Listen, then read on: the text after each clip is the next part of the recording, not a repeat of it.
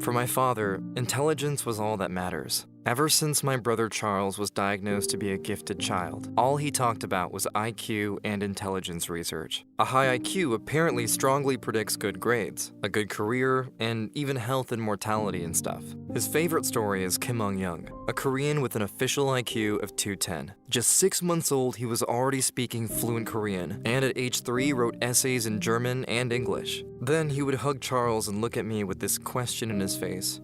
I hated that. I wondered if I could reach my little brother in anything. When I was young, me and my dad were best buddies. He never even cared much about IQ or G or whatever. When my brother started reading at just 2 years old, everything changed. Suddenly, I was forgotten, and soon after, I was the slow one. Once, when I got a C in math, he didn't even look at my paper and just told Charles that an ape is believed to have an IQ of 40. I hated his sarcasm. Once at dinner, when he started talking about intelligence, or G, he'd say, G stands for general intelligence, and scientists say it exists because apparently, most IQ tests correlate, whatever. He was talking about it and then drew up this graph on a piece of paper saying, "Look boy, this is the distribution of intelligence of all people in town. 0.1% of people will have an IQ of 55 or below. 2% have an IQ between 55 to 70. 14% between 70 and 85. 34% will score between 85 and the average, which is set at 100. Another 34 have an IQ between 100 and 115, and 14% between 115 to 130. Only 2% have an IQ higher than 130, and only 0.1% will have an IQ of a genius of 145 or above, like your little brother." I told him, I'm not interested. I guess I shouldn't have. He exploded. Not interested? You know what this all means, boy. He turned the paper around and started all over. It means that if you take the 1,000 people, then one has some form of mental retardation, which means trouble living alone. 20 will have difficulty reading the map. 140 can perform simple tasks at work, but cannot qualify to become a soldier in the US Army. 340 probably finish high school, and another 340 will go to college. Maybe 140 can do a PhD, and later work as surgeons. 20 are capable of producing a significant scientific work, and only one will make it into an Ivy League college, like MIT, where the average IQ is 145. Your little brother got an IQ higher than that.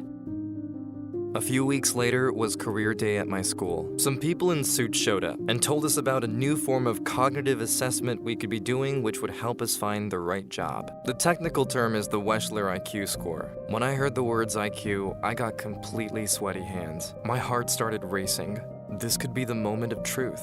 Then one woman started speaking. She told us that we are now going to take a test, and just 1 week later, we all get the results with some specific ideas about our future career path. She said it takes only 90 minutes and measures our intelligence in the following 4 areas: perceptual reasoning, verbal comprehension, working memory, and processing speed.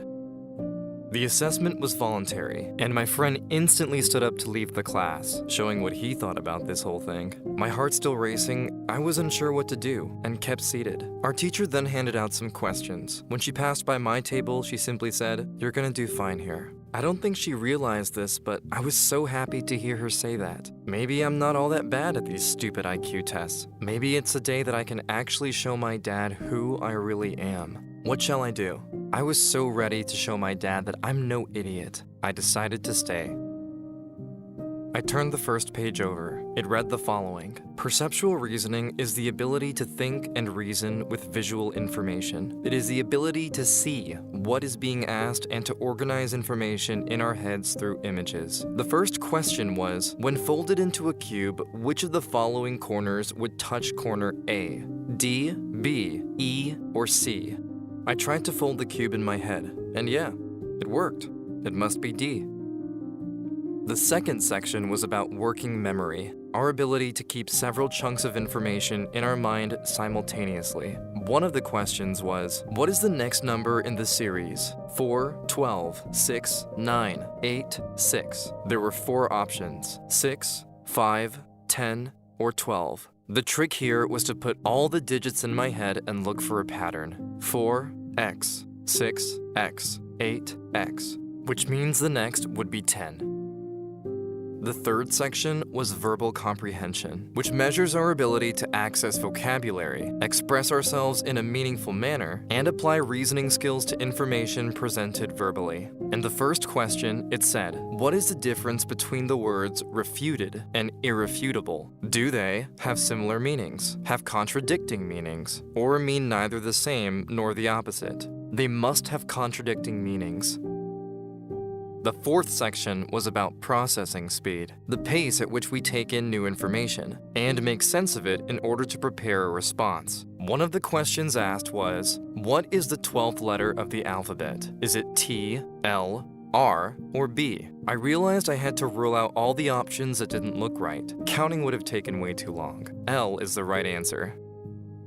I had completed all of the 50 questions in time, and I was very relieved. In the end, the woman said, a lot of research over the last century went into the IQ test we had just taken, and there is convincing evidence that our intelligence is mainly a product of our genes. There's an estimate of a heritability range from 50 to 90%. Although, the environment also matters, she continued, especially negative influences during your childhood, like infectious disease, malnutrition, air pollution, or lead in the paint of your walls at home. These things can reduce your IQ forever. She explained that it's because during the prenatal period and early years of life, a child's brain consumes a huge part of the body's energy to grow. And if the body was under attack, it cannot support the brain's growth to its full potential. In other words, you were born with a pretty fixed IQ. Good parents and schools can keep the IQ at its genetically predefined level, and maybe increase it a bit. Negative influences, however, can surely reduce it a lot. I am just saying this, she closed, because if you are getting your results next week and you are not happy with your score or our recommendation, then know that there is little you can do about that. Even if you practice for years or continue school indefinitely, it's almost impossible to improve your score by more than 10 points. Just think about that before you open that envelope. You don't have to. When the envelope was handed to me a week later, I got excited to open it. I took a deep breath, but before I ripped the cover apart, I halted. Do I really want this? Why do I care so much? Do I really want to compete with my brother? And if so, what does this prove? There are so many aspects of my life that matter more than my measured intelligence. I'm probably no genius, but I know I did well. But more importantly, I know that I don't need to prove anything to anyone. I decided not to open the envelope, and I loved this new idea of myself. Free from these limitations, I felt like I had grown up. Now when I heard my father speak all proud about Charles, I just smiled. I realized that it's not that he loved him more. No, my brother just gave my dad the chance to get attention, to be someone. He's the dad of a genius, and not just another middle manager at the bank on Middle Street. A few years later, I dropped out of college and started my own company, and soon after fell in love with a wonderful woman and also started a family. My brother is now a professor at a famous university, but never found the right girl, and like many very smart people, suffers from depression. My dad doesn't care so much about IQ anymore. He's now a proud grandfather. They say it takes intelligence to know how to do things right, but wisdom to do the right thing. Leaving that envelope closed was the best decision of my life. Here are 5 questions from a real IQ test. You've got 5 seconds each. When you are done, post your answers in the comments. Good luck! 1. A package of gift cards has a length of 8 centimeters, a width of 4 centimeters, and a volume of 64 centimeters cubed. What is the height of the box?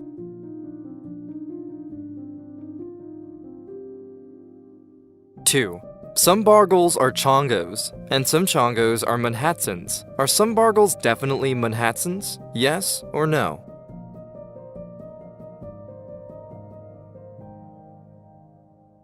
3.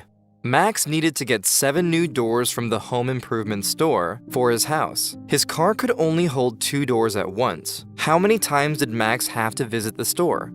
2, 4, 7, 8, or 9?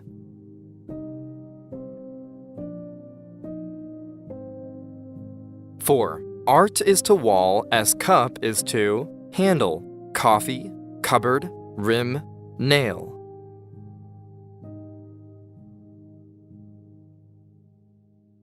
5. What is the missing number in the series? 1, 16, 81, blank, 625, 1296.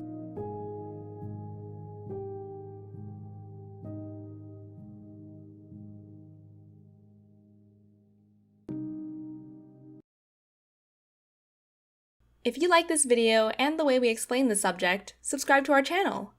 We try to explain complex subjects in simple language and cartoons to support students all around the world in their learning. If you want to support us, you can go to www.patreon.com/sprouts and donate. Just $1 from many fans makes a big difference.